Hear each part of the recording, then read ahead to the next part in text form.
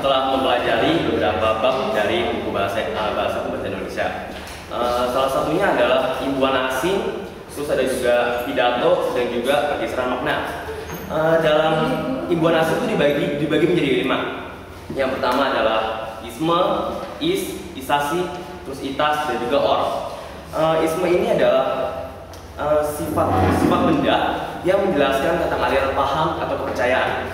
Contohnya adalah animisme, yaitu kepercayaan terhadap sesuatu yang sudah mati. Contohnya roh halus itu berarti menjelaskan tentang kepercayaan. Terus yang kedua ini adalah is. Is ini adalah kata sifat yang menjelaskan tentang kata dasarnya. Contohnya adalah kata egois dan juga kata kritis.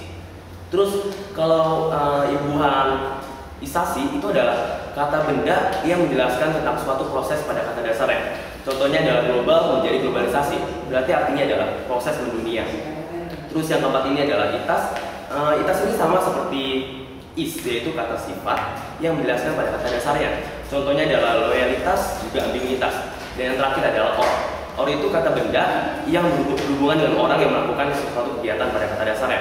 Contohnya adalah narator, yaitu orang yang menarasi, dan juga editor atau orang yang menyunting sesuatu edit narasi.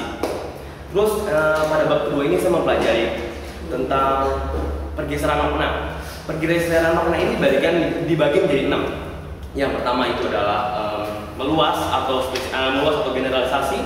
Yang kedua ini adalah menyempit atau spesialisasi. Terus ada amelioratif, peyoratif, sinestesia dan juga makna asosiasi. Maksud dari menyempit atau spesialisasi ini adalah kata yang dulu digunakan meluas sekarang menjadi menyempit.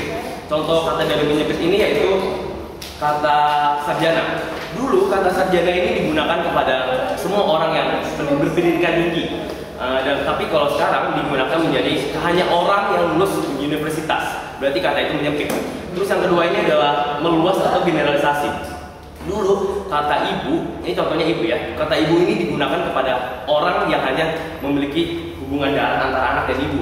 Tapi sekarang kata ibu digunakan kepada seluruh menjadi bersifat informal kan. Kayak misalnya saya dengan Kak Agus, saya bisa bilang Bapak Agus gitu. Itu bersifat meluas. Terus yang ketiga ini adalah amelioratif. Amelioratif ini adalah kata yang digunakan secara halus. Contohnya tunakarya. Tunakarya adalah kata yang halus dan kata kasarnya itu yaitu pengangguran. Terus yang keempat ini adalah peyoratif.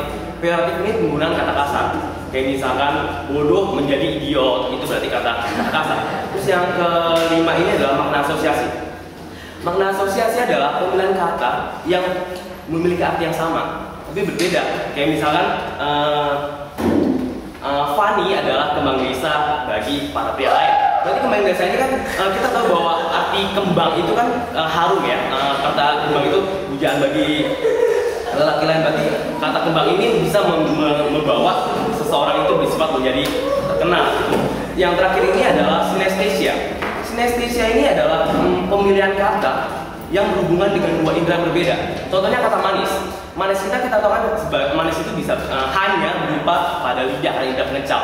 Tapi kalau dalam sinestesia ini bisa berubah menjadi kata kalau tersenyum wajahnya manis sekali. Berarti dari indera pengencal bisa berubah menjadi indera melihat. Terus yang terakhir ini adalah bab pidato. Pidato ini saya telah mempelajari jenisnya. Jenis pidato itu dibagi menjadi 3. Yang pertama adalah persuasif, yang kedua adalah rekreatif, dan yang ketiga itu bersifat informatif. Persuasif ini digunakan untuk mendorong atau membawa seseorang dan juga digunakan dalam emosi yang menggebu-gebu. Kayak misalnya kita tahu Bapak SBY atau dalam pemilu dia berpidato menggunakan metode atau jenis persuasif, yaitu untuk mendorong atau mengajak para rakyat untuk mendukung dia. Itu dimaksudkan dengan persuasif. Yang kedua itu adalah informatif. Informatif itu maksudnya dia menjelaskan sesuatu yang dengan intonasi nada yang dasar. Kayak misalnya infotainment itu juga bisa digunakan sebagai pidato informatif. Yang ketiga ini adalah rekreatif.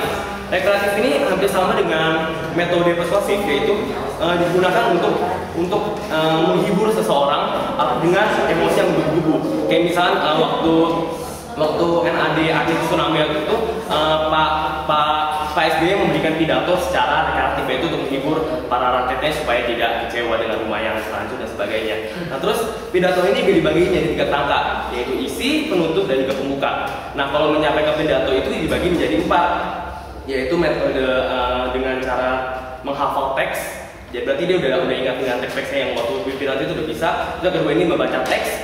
Yang ketiga ini impromptu atau dadakan, kayak misalkan hari Senin jam 7 ada upacara. Nah saya jam 6 ini baru diinformasikan bahwa saya akan memimpin pidato, berarti itu bersifat impromptu atau dadakan. Dan yang terakhir ini adalah ekstemporan, yaitu pidato yang pembacanya itu sudah menguasai secara matang dengan yang dimaksudkan dengan teks pidato itu. Menurut saya demikian yang bisa saya sampaikan. Terima kasih.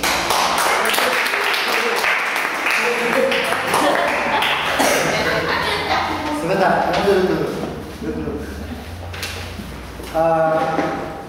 Jadi yang kamu jelaskan ini semuanya hasil kamu membaca Cuma yang saya baca aja, yang nggak saya baca, yang pasti intuisi ya. Intuisi ya, yang menurut saya yang menurut kamu penting. Jadi ini adalah hasil aktivasi kamu dari kamu membaca kitab.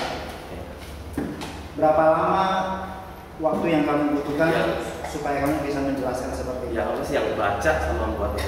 Iya. 5 menit. 5 menit. Oke. Apa yang kamu rasakan?